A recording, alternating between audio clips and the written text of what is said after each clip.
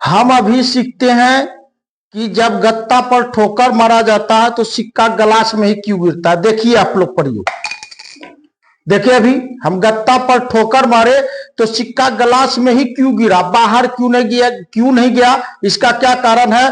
तो ये सबसे सर्वप्रथम गैलीलियो हमको प्रयोग करके बताए थे। कैसे बताए थे भाई?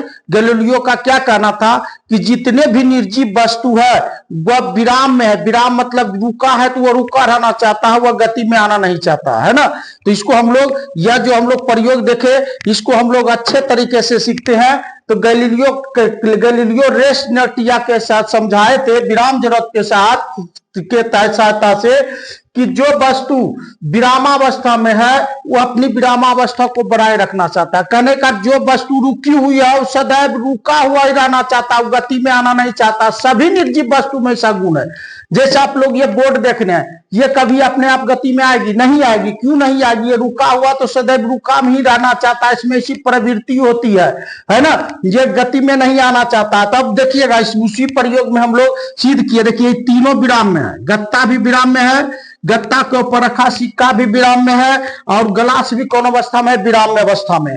हमने जब गत्ता पर ठोकर मारे तो गत्ता पर जब ठोकर मारे तो गत्ता गति में आया भाई, गत्ता गति में आ गया, लेकिन सिक्का विराम में था तो ये विराम में रह गया।